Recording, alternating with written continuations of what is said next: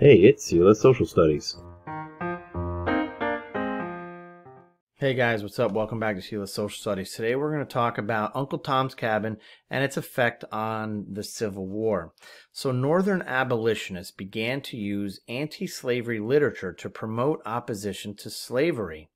Abolitionists used stories of fugitive slaves and their sorrows to gain sympathy for their cause.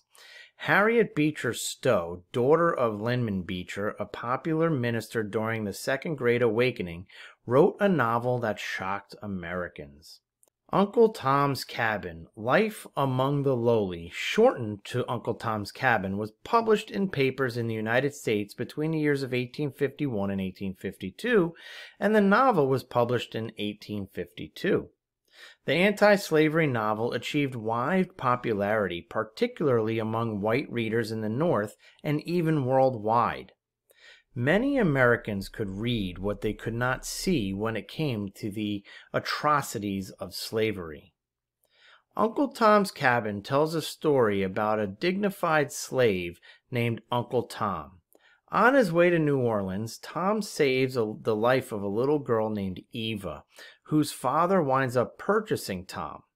Tom and Eva became good friends, and when Eva became gravely ill, on her deathbed asked her father if he could free all of his slaves. Eva's father plans to set Tom free when he is killed. Simon Legree, a ruthless slave owner, purchased Tom and brutally whipped him to death when he would not tell Simon the whereabouts of runaway slaves. Uncle Tom remained steadfast toward his suffering, and Beecher Stowe imbues Tom's death with the echoes of Christ's. The novel described the harshest realities of the institution of slavery. Roughly 300,000 copies of the novel were sold in the United States the year after publication, more than 2 million copies within the decade, and was a big seller in England. Uncle Tom's Cabin used techniques and themes that were very easily adapted to theater, and starting in 1852, it was adapted for theater multiple times. The theatrical viewings of the novel were very popular and brought animosity towards the South. Stowe's depiction of slavery were based on her experiences. In the 1830s and 40s, she lived in Cincinnati, Ohio, which is just across the Ohio River from Kentucky. Cincinnati was a safe haven for slaves who were escaping Kentucky and other southern states.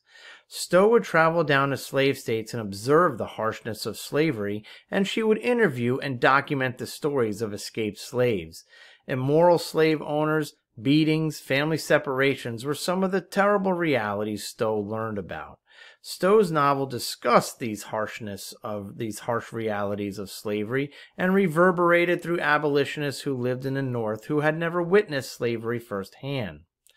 The role of Uncle Tom's Cabin as one of the causes of the Civil War dates to a story told by the Stowe family records.